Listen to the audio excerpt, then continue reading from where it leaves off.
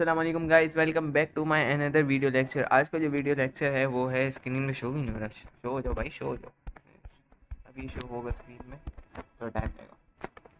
तो वैसे तो मैंने डुबिनिया का लॉ ऑफ ट्रेड्स और न्यूलैंड का लॉ ऑफ ऑक्टेव दोनों पढ़ा दी थी। अगर किसी ने वीडियो नहीं देखी तो वो भी वॉच कर लें। और मैं पॉडकास्ट भी जुम्मे से शुरू कर रहा हूँ। जुम्मे वाले दिन मैं वीडियो को अपलोड नहीं करूँगा, जितनी भी लेक्चर्स वीडियो होंगी, लेकिन बाकी दिन मकसद के संडे और जुम्मे को नहीं करूँगा। संडे और जुम्मे वाले दिन मैं पॉडकास्ट वीडियोस अपलोड करूँगा, मकसद इस्लामिक वीडियोस। तो बाकी दिन मकसद सैटरडे से लेकर मंडे टू थर्सडे और सैटरडे तक मैं आपको वीडियो लेक्चर अपलोड करूँगा, except Friday and Sunday, except ECPD वाला है। ठीक है भाई। अच्छा जी, बात आती है पीरियोडिक टेबल की। पीरियोडिक टेबल की बात आती है तो यहाँ पे सबसे पहला जो पैराग्राफ लिखा हुआ है वो है मनलीफ का पीरियोडिक टेबल। मनलीफ का पीरियोडिक टेबल क्या है ये बदल बात देख लेते हैं, क्या बात कर रहा है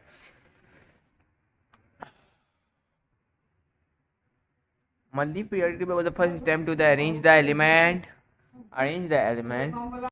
तो मनलीफ का पीरियोडिक टेबल ये है कि उसके फर्स्ट अटेम्प्ट के अंदर उसने एलिमेंट्स को सारा अरेंज कर दिया था।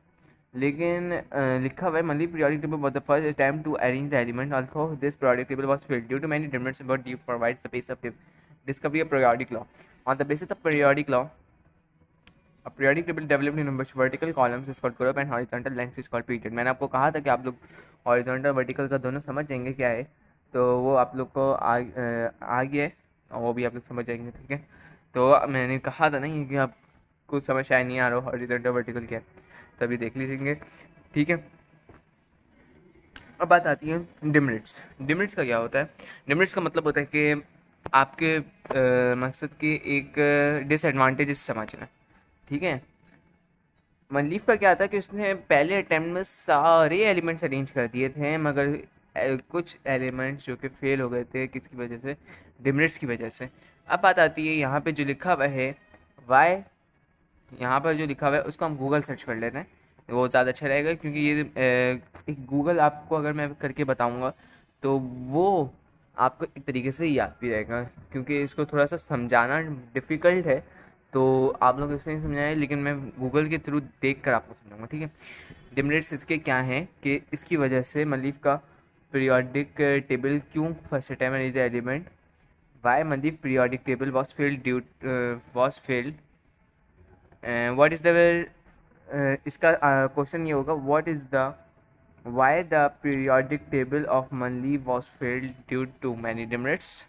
तो आइए चेक कर लेते हैं, इसे गूगल पे चलते हैं। मनलीफ का जो पीरियोडिक टेबल रिजेक्ट क्यों हुआ था, कि ये इस वजह से हुआ था कि उसने लोकेशन ऑफ हाइड्रोजन नहीं बताया था। अब कोई भी लॉ इस हिसाब से तो नहीं बनता ना कि आपको मकसद के बस आपने कोई थ्योरी दी, थ्योरी दे के पास करा, बस दैट्स इट कंप्लीट। नहीं, लॉ तो ऐसे नहीं बनता ना। लॉ के लिए तो आपको पहले एक्सपेरिमेंट, मैंने एक साइंटिफिक मेथोडोलॉजी की वीडियो डाली जिसके अंदर फिर नोट्स हैं, आप देख लीजिएगा। नोट्स वाली वीडियोस है शायद उसमें, तो आप वो देख लीजिएगा, डिस्कशन नोट्स। ठीक है, तो मनलीफ का क्या था कि उसने हाइड्रोजन का लोकेशन नहीं डाली, जिसकी वजह से उसका रिजेक्ट हो गया। तो फिर इसकी वजह से बहुत सी मुश्किलें आई, जिसकी वजह से इसने ठीक है रिजेक्ट हो गया, डेट्स इट। देन इसको मैंने क्यों कहा कि ये डिफ़िकल्ट है, हालांकि ये बहुत आसान लगा। डिफ़िकल्ट ये इस वजह से हुआ कि यहाँ पर बहुत से ऐसे बच्चे हैं, जो ऐसे स्टूडेंट्स हैं जिनको ये नहीं पता होता, स्कूल में ये नहीं बताते कि डिमेरिट्स क्या हैं, और ना ही बच्चे सवाल पूछते हैं।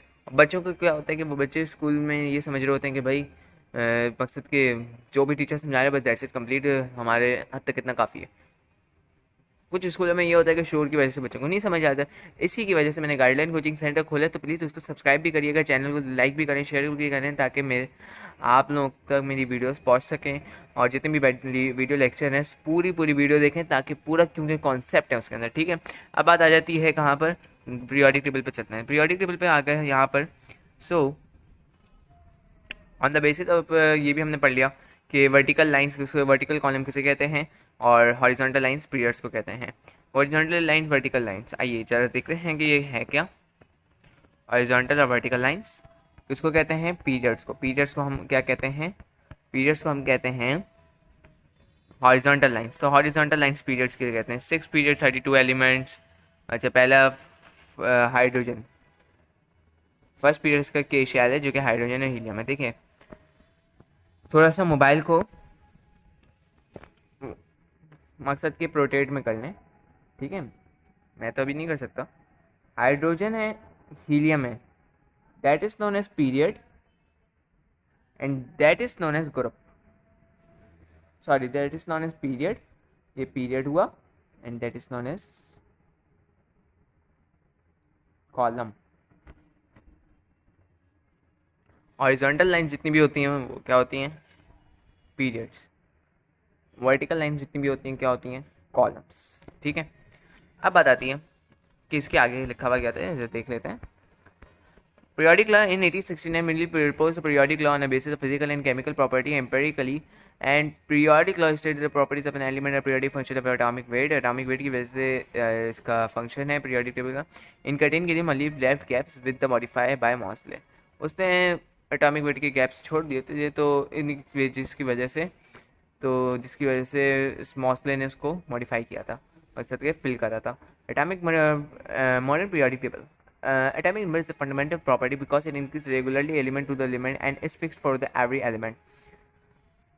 एटॉमिक नंबर हमारे पास बढ़ है, अगर देखा जाए हाइड्रोजन है, ठीक है, हाइड्रोजन का एटॉमिक नंबर 1, हीलियम का एटॉमिक नंबर 2, लिथियम का 3, 4, 5 ऐसे बढ़ रहा है, ठीक है, फॉर एग्जाम्पल दिए मैंने।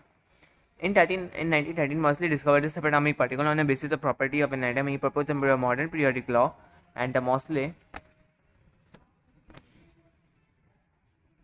stated the physical and chemical property of an element or periodic function of their atomic numbers। ये मॉसली की एक स्टेटमेंट थी, और ये जो उसको ऊपर वाली स्टेटमेंट थी रेड से, जिसको मैं मार्क कर देता हूँ, ये थी ये मंदीफ की आई थिंक, ठीक है। तो यहाँ पर इसका एटॉमिक वेट ये ऊपर है थोड़ा, तो उसको ऊपर देख लेंगे, ये वाला जो मंदीफ का 1869 से लेकर मॉसले तक जो लिखा हुआ है that is known as periodic law.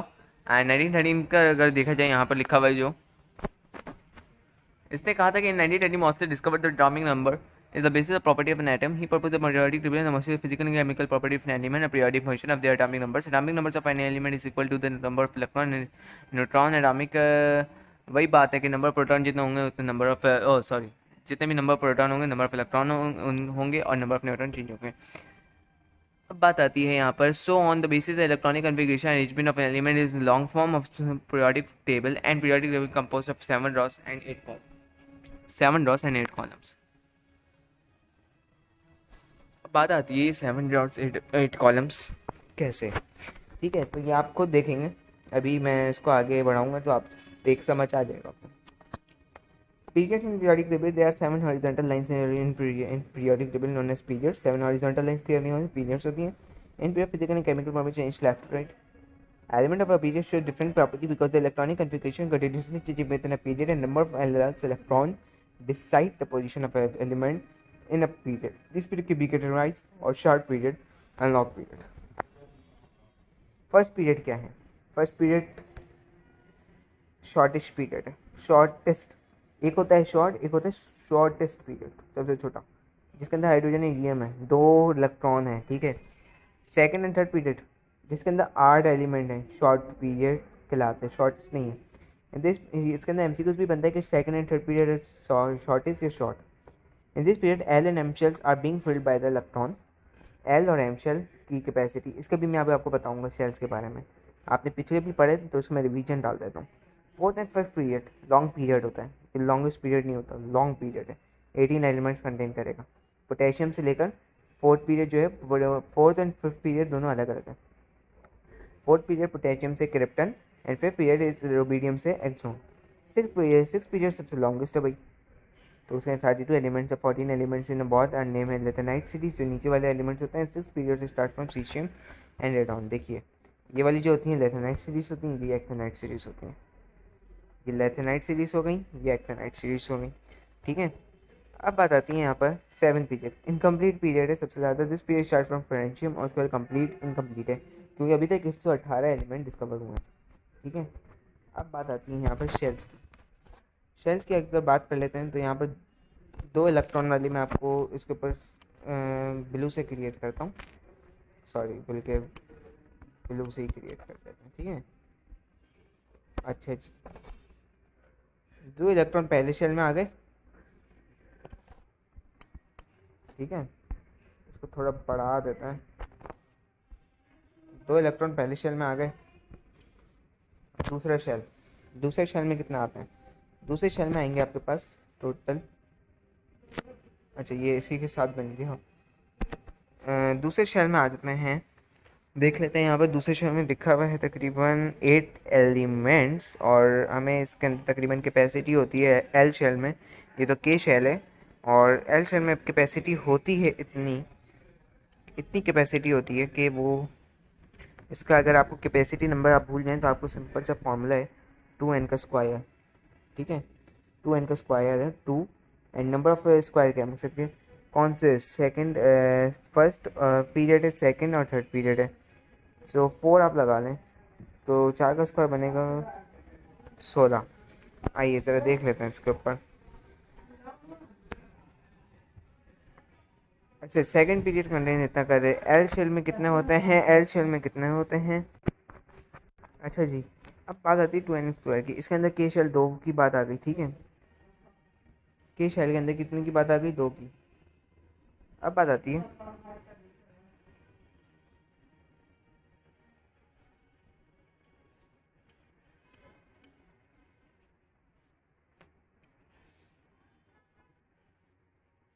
2 shell की, यह हो गई बात, ठीक है। अब बात आती है यहाँ पर के शेल की। के शेल हो गया कंप्लीट 2 इलेक्ट्रॉन से। के शेल की बजाय अब बात आएगी किसकी, एल शेल की। एल शेल में कितने होते हैं। अच्छा, ये क्रॉस डायग्राम भी बनती है तो कंफ्यूज मत होइएगा अगर मैंने बना दी कभी तो, ठीक है। तो एल शेल में कितने आते हैं, 1 इलेक्ट्रॉन, ये रहा 1 2 3 4, टोटल 8 इलेक्ट्रॉन आते हैं, 10 इलेक्ट्रॉन हो गए, ठीक है।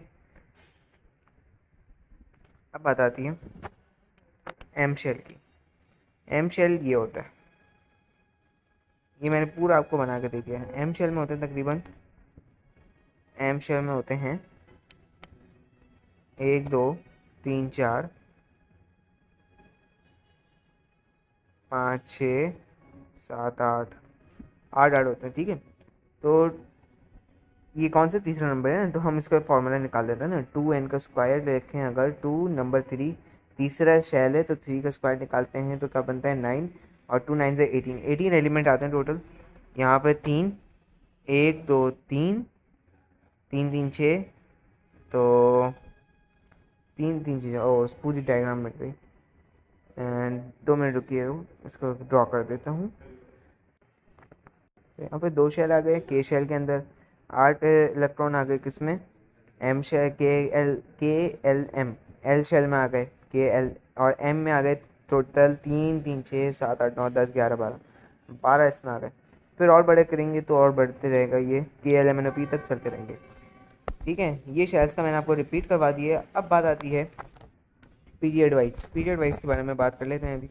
अब पीरियोडिक टेबल पे बात कर लेते हैं, वो ज़्यादा अच्छा रहता है, ठीक है। तो पीरियोडिक टेबल में उसमें निकाल देता हूँ गूगल पे, ताकि क्योंकि इसको मैं हॉरिजॉन्टली नहीं कर सकता तो थोड़ी देर टाइम लगेगा, वेट कीजिएगा। तो यहाँ पे आप देख सकते हैं कि ये एक पीरियड हमने आपको बता दिया है, और इस पीरियड में अगर देखा जाए तो that is known as periods, and that is known as columns, ठीक है। इतने भी होते हैं कॉलम्स, इसके एटॉमिक नंबर्स पढ़ रहे होते हैं यहाँ पर, देखा जाए अगर एटॉमिक नंबर इसके पढ़ते हैं यहाँ पर, ठीक है। और ये पीरियड्स का हमारे पास एटॉमिक, सॉरी यहाँ पे एटॉमिक मास पढ़ते हैं, यहाँ पे एटॉमिक नंबर पढ़ रहे होते हैं। ये इसके ग्रुप्स लिखे हुए हैं जितने भी, ये लिखा हुआ है ना, ये जितना भी लिखा हुआ है, ठीक है, ये ग्रुप्स लिखे हुए हैं इसके। और इसके अंदर से और इतना करेंगे, मंदीप का जो कंप्लीट नहीं हुआ था सिर्फ हाइड्रोजन की वजह से नहीं कंप्लीट हुआ था, जिसकी वजह को बोला था कि आप पहले हाइड्रोजन की लोकेशन सही करें। हाइड्रोजन की लोकेशन ना सही होने की वजह से ही उसका कंप्लीट नहीं हुआ था। बाकी इसने सारी अरेंजमेंट कर दी थी, जिसकी वजह से इसका थोड़ा सा कामयाब हो गया था पीरियोडिक लॉ। अच्छा जी, आप आ जाते हैं वापस अपनी बुक पर, ठीक है। इसको भी बड़ा,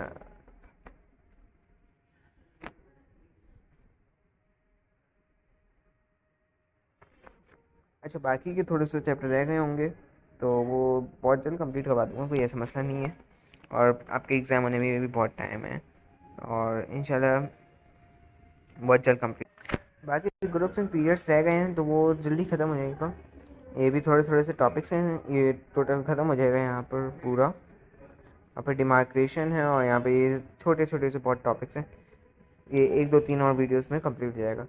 अच्छा, तब तक के लिए अल्लाह हाफ़िज़। Subscribe my channel, follow your dreams. और पॉडकास्ट वाली वीडियोस मैं अपलोड करना शुरू कर दूँगा जुम्मे वाले दिन से, तो आप लोग ज़रूर देखिएगा।